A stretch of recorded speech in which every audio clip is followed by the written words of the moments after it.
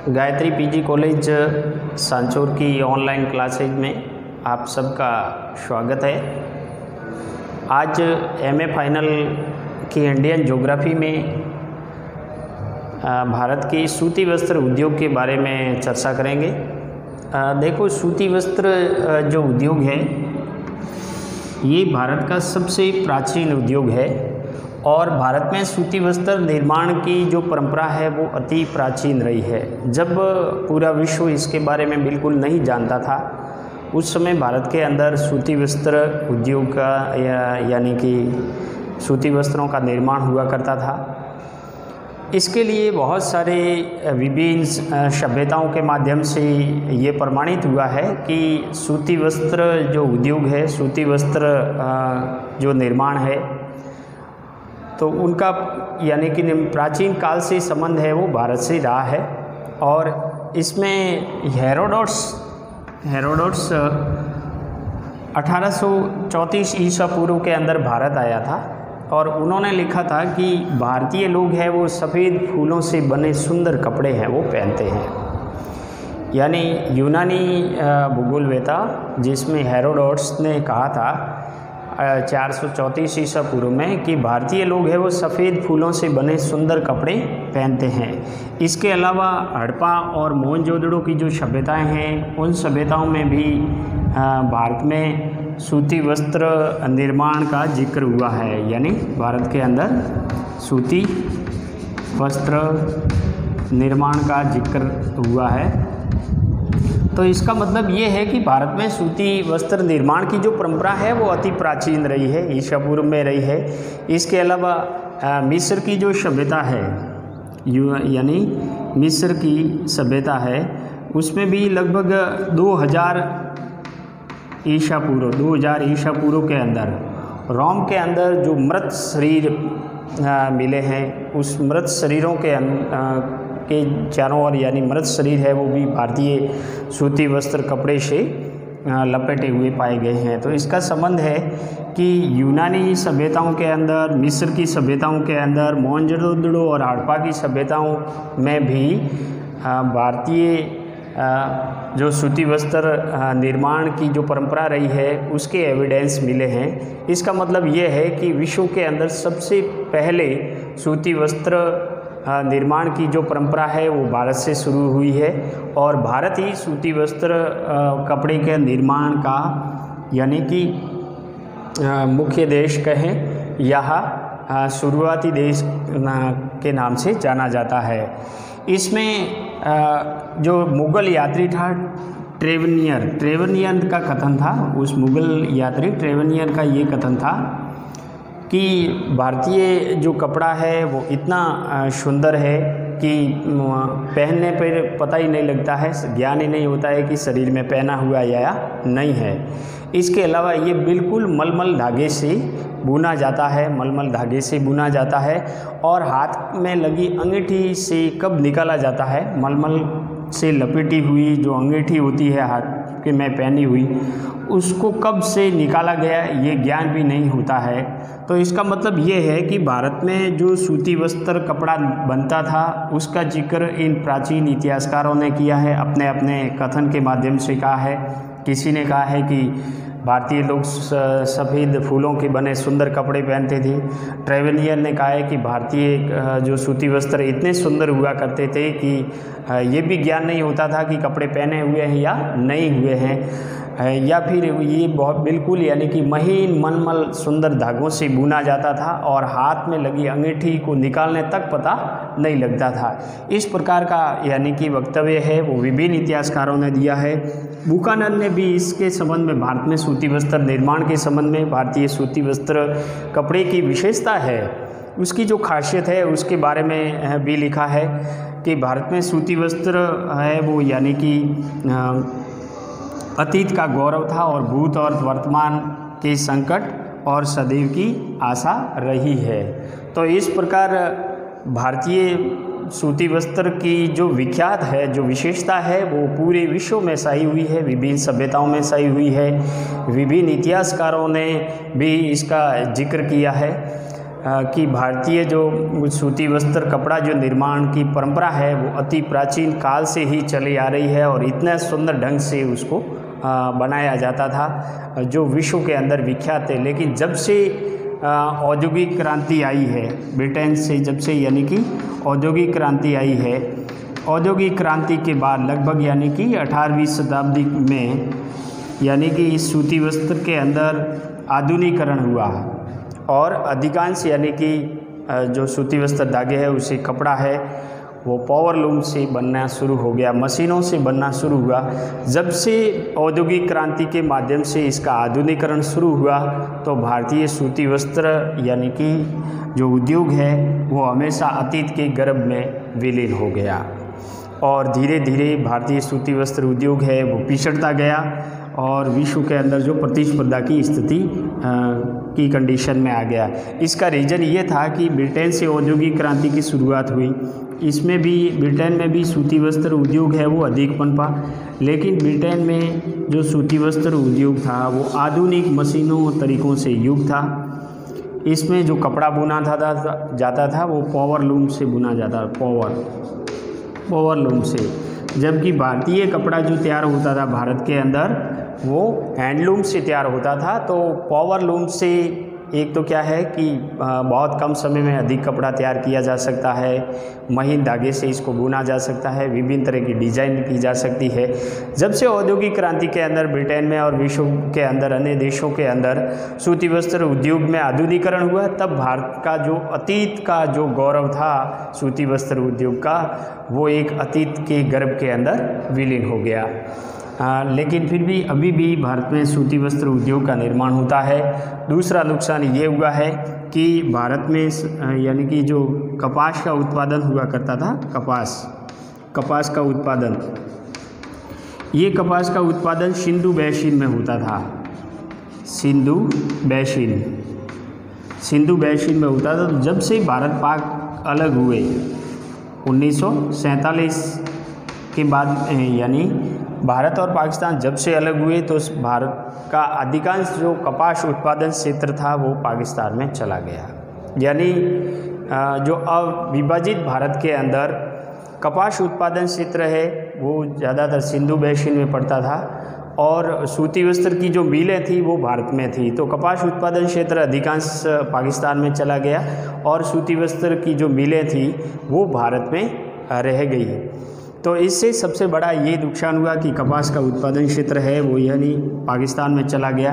फिर भी भारत में बहुत सारी ऐसी अनुकूलन दशाएं हैं जिसकी वजह से सूती वस्त्र उद्योग का विकास हुआ है। भारत में सूती वस्त्र उद्योग की जो शुरुआत हुई थी, भारत में सूती वस्त्र उद्योग की जो शुरुआत हुई थी वो सबसे पहले 1818 के अंदर कोलकाता से हुई थी। कहाँ से हुई थी? कोलकाता के अंदर फोर्ट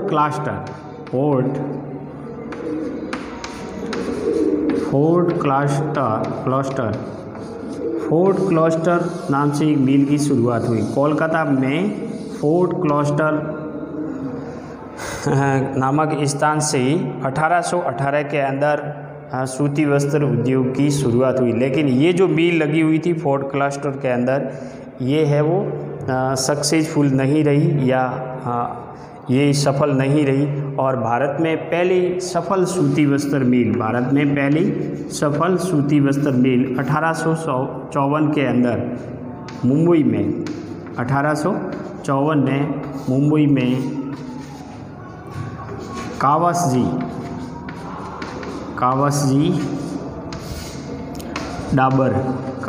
डाबर के द्वारा इसकी शुरुआत की गई।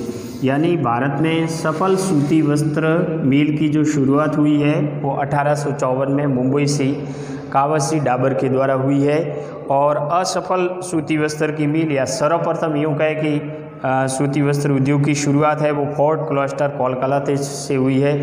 लेकिन ये मिल थी वो यानी कि असफल मिल थी, ये सफल नहीं हुई, असफल मिल थी। जबकि सफल सबसे मिल थी वो 1854 के अंदर मुंबई में कावासजी डाबर के द्वारा शुरुआत की गई। इसके बाद में भारत में सूती वस्त्र उद्योगों का विकास होता गया। भारत में सूती वस्त्र उद्योगों के स्थानीयकरण क्यों हुआ है, इसके पीछे बहुत सारा कारण है। ब्रिटिश औपनिवेशिक युग में भी भारत में सूती वस्त्रों का निर्माण होता था, लेकिन यहाँ से बहुत सारा कच्चा माल है वो ब्रिटेन के अंदर ले जाया जाता था, जहाज़ों में भर के ब्रिटेन के अंदर ले जाया जाता था और वहाँ से मशीनों से बना हुआ कपड़ा है वो वापस भारतीय मार्केटों के अंदर बेचा जाता था। तो ब्रिटिश औपनिवेशिक युग के अंदर भारत में इतना सूती वस्त्र उद्योगों का विकास नहीं हो पाया है, क्योंकि उस समय यानी कि जो अंग्रेज़ लोग थे वो यहाँ से भारत में जितना कच्चा माल उत्पादन होता था, कपास का उत्पादन होता था, उसको जहाज़ों में भर के ब्रिटेन तक ले जाया जाता था और ब्रिटेन से आधुनिक मशीनों से तैयार किया हुआ कपड़ा वापस भारतीय मार्केट में बेचा जाता था। उसकी प्रतिस्पर्धा है वो भारतीय स्थानीय जो हैंडलूम के द्वारा तैयार किया गया कपड़ा था वो नहीं कर पाते थे। इसीलिए भारतीय जो सूती वस्त्र है उद्योग है वो ज़्यादातर कुटीर और लघु उद्योग में था और उसका धीरे धीरे ह्रास होता गया। फिर भारत में सूती वस्त्र उद्योगों के स्थानीयकरण के क्या कारण रहे, ये भारत में क्यों पनपा है, इसका रीज़न क्या है, जो कारण है वो है, पहले है कच्चे माल की उपलब्धता। एक तो भारत के अंदर कच्चे माल की उपलब्धता, अविजित भारत के अंदर सिंधु बेसिन के अंदर पूरा सिंध प्रांत है, वहाँ पे बड़ी मात्रा में कपास का उत्पादन होता था। वर्तमान भारत के अंदर भी कपास का उत्पादन गुजरात, महाराष्ट्र, कर्नाटक है और तमिलनाडु है, इन राज्यों के अंदर अधिक होता है। इसके अलावा कुछ कपास का उत्पादन है वो उत्तर भारत में भी होता है। तो एक तो क्या है कि भारत के अंदर जो कपास का उत्पादन है, कपास भी मित्रों 3 तरह की होती है कपास, लेकिन भारत में जो कपास उत्पादन होती है वो छोटे रेशे वाली होती है। कौन से रेशे वाली? छोटे रेशे वाली, छोटे रेशे वाली कपास होती है। और एक होती है लंबे रेशे वाली कपास, लंबे रेशे वाली कपास, ये उत्पादन भारत में बिल्कुल नगण्य यानी कम होता है। इसका लंबे रेशे वाली कपास का उत्पादन कौन करता है? संयुक्त राज्य अमेरिका, मिस्र। संयुक्त राज्य अमेरिका और मिस्र के अंदर लंबे रेशे वाली जो कपास है उसका उत्पादन होता है। और जापान एक ऐसा देश है, जापान या ब्रिटेन, ये अधिकांश आयातित यानी कच्चे माल पर सूती वस्त्र का उत्पादन करते हैं। इसमें भारत में जो कपास का उत्पादन होता है छोटे रेशे वाली, उसमें वो ज़्यादातर यानी कि महाराष्ट्र, गुजरात, मध्य प्रदेश, कर्नाटक, तमिलनाडु यानी कि इन राज्यों के अंदर होता है। इसके अलावा साथ ही साथ परिवहन की सुविधा उपलब्ध होना, सूती वस्त्र के लिए क्या है? परिवहन की सुविधा उपलब्ध होना जरूरी है, क्योंकि ये एक ऐसा उद्योग है शुद्ध बाहर ह्रास वाला है, शुद्ध बाहर ह्रास वाला है, यानी ये एक ऐसा उद्योग है शुद्ध बाहर ह्रास वाला है। अर्थात यूँ कहे कि इसमें उत्पादन प्रक्रिया में कच्चे माल की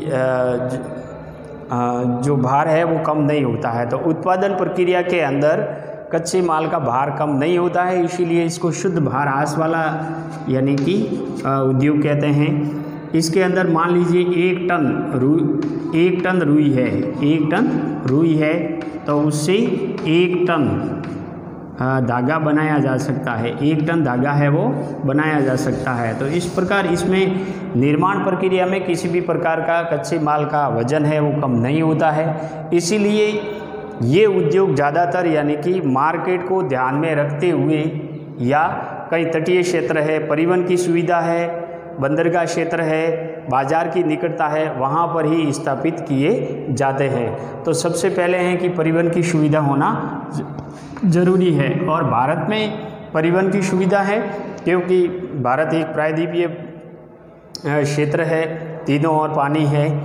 यहाँ इसकी पश्चिमी तट और पूर्वी तट, खास करके पश्चिमी तट में जो बंदरगाही क्षेत्र है, इन बंदरगाही क्षेत्रों में विदेशों में आयात और निर्यात की सुविधा है, प्राचीन समय से भी रही है। इसके अलावा रेल और सड़क परिवहन है, वहाँ की भी सुविधा है। और वर्तमान में भारत में सूती वस्त्र उद्योग का ज़्यादातर यानी कि विकास है वो तमिलनाडु, महाराष्ट्र और गुजरात, इन राज्यों, कर्नाटक, इनमें हुआ है। इसके अलावा बाज़ार की सुविधा, ये सबसे बड़ी अहमियत होती है। सूती वस्त्र उद्योग के लिए बाज़ार की सुविधा होनी चाहिए, क्योंकि जो कपड़ा तैयार होता है उसकी खपत उसको विक्रय करने के लिए करे और विक्रय करने के लिए बाज़ार की सुविधा होना बहुत ज़रूरी है। इसीलिए ज़्यादातर सूती वस्त्र मिलें हैं वो बाज़ार के निकट ही स्थापित किए जाती है।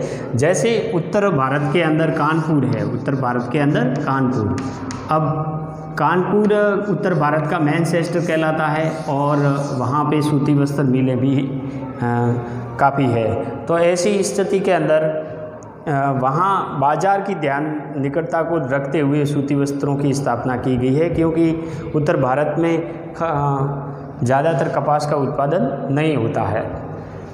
इसके अलावा आर्द्र और नम जलवायु, ये सूती वस्त्र उद्योग के लिए बहुत ज़रूरी है। आर्द्र और नम जलवायु है, क्योंकि सूती वस्त्र उद्योग में ज़्यादातर आर्द्र और नम जलवायु होने के कारण जो मशीनों के अंदर धागा बुना जाता है वो जितनी वो जलवायु आर्द्र और नम रहेगी उतना ही धागा यानी कि खींच करके पतला और मुलायम बुना जा सकता है। और इसका एक अच्छा उदाहरण है कि भारत के अंदर तमिलनाडु है जहाँ सर्वाधिक सूती वस्त्र मिले हैं, और तमिलनाडु के अंदर एक शहर है कोयम्बतूर। अब इस कोयम्बतूर के अंदर सर्वाधिक सूती वस्त्र मिले हैं तमिलनाडु में जो 300 सूती वस्त्र मिले हैं उनमें से अधिकांश कहाँ हैं? कोयम्बतूर में है। कोयम्बतूर को दक्षिणी भारत का मैनचेस्टर कहते हैं। अब इसका रीज़न क्या है कि कोयम्बतूर के अंदर सूती वस्त्र जो बुना जाता है वो उच्च गुणवत्ता वाला होता है, उच्च गुणवत्ता। यहाँ कपड़ा नहीं ज़्यादा तैयार नहीं होता, धागा तैयार होता है, क्योंकि यहाँ की जलवायु इतनी आर्द्र है जिससे वहाँ अच्छी क्वालिटी का धागा तैयार हो सकता है, किया जाता है। ऐसा ही ब्रिटेन की लंकाशायर क्षेत्र है, इसमें भी अच्छी क्वालिटी का धागा तैयार होता है। इसके अलावा नियमित विद्युत आपूर्ति, क्योंकि अधिकांश वर्तमान में सूती वस्त्र उद्योग है वो पावरलूम पर आधारित है। हैंडलूम यानी कि अब लगभग विलीन हो गया है, तो पावरलूम की वजह से मशीनों को घुमाने के लिए नियमित विद्युत की आपूर्ति होना ज़रूरी है। इसके अलावा इसमें कुशल श्रमिक, सूती वस्त्र उद्योग के अंदर श्रमिकों की आवश्यकता अधिक पड़ती है, क्योंकि इसमें विभिन्न डिजाइन के आधार पर कपड़ों को तैयार करना पड़ता है, धागों को बुना जाता है, तो इसमें कुशल श्रमिकों की आवश्यकता होती है। और भारत जैसे जनसंख्या संपन्न राष्ट्र के लिए कुशल श्रमिक है वो उपलब्ध है। इसके अलावा पूंजी की भी आवश्यकता होती है, वस्त्र लगाने या माल को खरीदने, मशीनों को लेने, श्रमिकों को वेतन देने के लिए पूंजी की भी आवश्यकता होती है। और आधुनिक तकनीकी है, वर्तमान समय के अंदर सूती वस्त्र उद्योग है वो प्राचीन उद्योग है और ये अन्य उद्योग से प्रतिस्पर्धा कर रहा है, क्योंकि अभी है वो यानी कि कृत्रिम रेशे आ गए हैं। तो कृत्रिम रेशों की वजह से ये जो कॉटन का रेशा है ये उससे प्रतिस्पर्धा कर रहा है, तो इसमें आधुनिक तकनीकी के द्वारा नई बदलाव की ज़रूरत रहती है। तो ये ऐसे कारक है जो सूती वस्त्र उद्योग के स्थानीयकरण को प्रभावित करते हैं। इन कारकों से ही ये प्रमाणित होता है कि भारत में सूती वस्त्र उद्योग का जो विकास हुआ है वो प्राचीन समय से रहा है और वर्तमान में भी इसका यानी सूती वस्त्र का उत्पादन हो रहा है। अब यदि सूती वस्त्र उद्योग के स्थानीयकरण के अलावा इसमें सूती वस्त्र उद्योग के वितरण देखें तो भारत में सूती वस्त्र उद्योगों का वितरण है वो किन किन क्षेत्रों में है।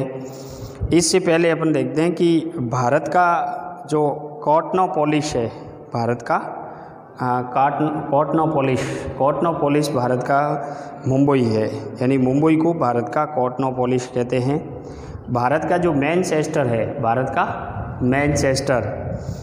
का मैनचेस्टर है वो अहमदाबाद है और जिसे पूर्व का बोस्टन भी कहते हैं। दक्षिण भारत का मैनचेस्टर जो कोयम्बतूर है, उत्तर भारत का मैनचेस्टर है वो कानपुर है।